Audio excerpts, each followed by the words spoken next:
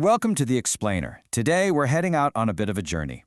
Imagine, if you will, that you're standing way up at the top of this massive fog-covered mountain, and your one and only goal? Get safely down to the very bottom of the valley. Honestly, this is exactly what optimizing a neural network feels like. So we're going to demystify the whole process today by figuring out the right path, grabbing the right equipment, and nailing down the right strategy to make it down the mountain in one piece. So, you know that feeling when your neural network starts off incredibly strong? It's making great progress, learning fast, and then it just hits a wall. It gets completely stuck way before reaching its full potential. It's an incredibly common pain point in optimization. Well, today, we're going to figure out exactly how to find the right gear and the perfect pacing to finally solve this frustrating issue. All right, to get our bearings, let's just quickly review our primary mode of getting down this mountain. Gradient descent is our fundamental transit method here. Think about it like this. You're trapped in this impossibly thick fog, right? You literally can't see the bottom of the valley at all. So what do? You feel the ground directly beneath your feet, you find the steepest downward slope, and you take a step in that direction. That is gradient descent in a nutshell. It's an optimization algorithm that finds the lowest point of a loss function simply by following the steepest slope. Which naturally brings us to the next big concept. If gradient descent is the direction you're walking, the learning rate is basically the physical size of your strides. It's the hyperparameter that dictates exactly how big of a step you're taking down that slope in order to minimize your error. Now, what actually happens if we get this step size wrong? Well, if you set a really high learning rate, it's utter chaos. You're taking these massive leaps, violently overshooting the valley, bouncing wildly off the mountain walls, and just completely diverging away from the bottom. But then, on the flip side, if you set a really low learning rate, it is just a painfully slow crawl.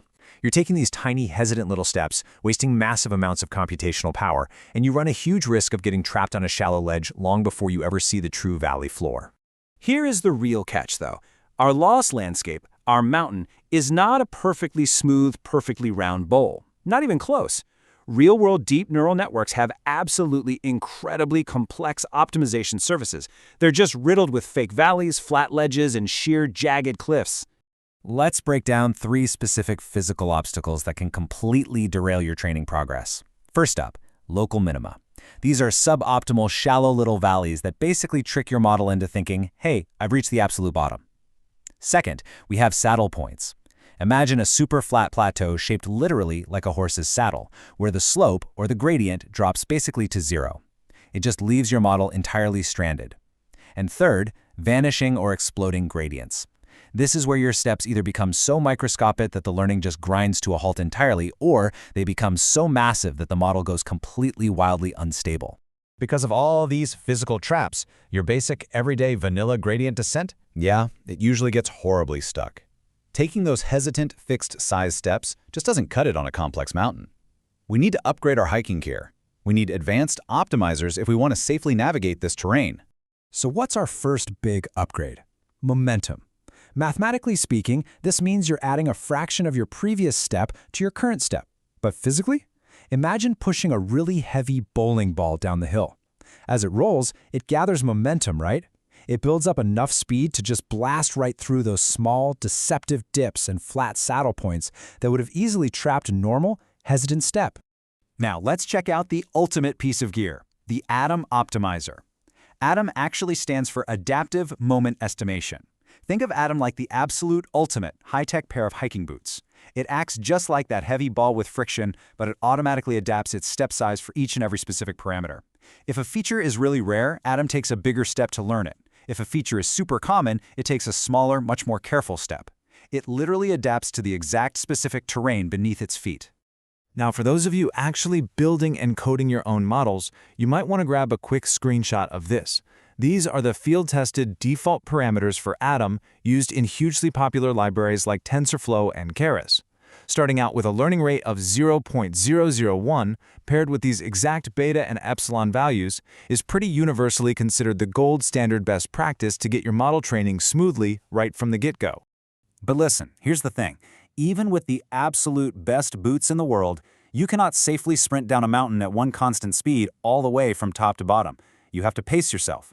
And this brings us to dynamic learning rate schedulers. These are systems that automatically adjust your speed based on your actual progress down the slope. Let's look at a remarkably effective pacing strategy called the one-cycle policy. It basically works in 3 steps. First is the warm-up, where you linearly increase your learning rate. Then comes the cool-down, where you gradually decrease it back down. And finally, annihilation, where you just drop the rate to a tiny fraction to carefully, meticulously settle into the absolute very bottom of the minimum. Now, why on earth would you purposefully increase your speed right in the middle? Because that temporarily high learning rate actually acts as a kind of regularization. It gives your model the sheer energy to literally jump out of sharp, dangerous saddle points and find those flatter, much more robust minimums that are going to generalize better to new, unseen data. All right, let's shift gears for a second and look at the absolute cutting edge of large language model training. Take a look at this river valley concept. Because as models scale up to billions of parameters, researchers have actually found that the loss landscape starts to look exactly like this. You are essentially trying to navigate a winding river that is tightly trapped right between 2 steep, jagged hillsides. When you compare that real-world valley to an actual loss chart, something fascinating happens. When you maintain a high learning rate, your model makes incredibly rapid progress flowing down the river, but it's simultaneously violently bouncing back and forth between those 2 steep hillsides.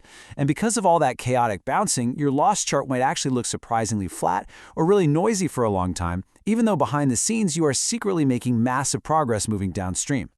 To conquer this specific kind of river valley landscape, researchers use the Warm-Up Stable Decay Schedule, or WSD for short. Here's how it works. Step 1, warm-up. You do this just to stabilize the early super chaotic updates.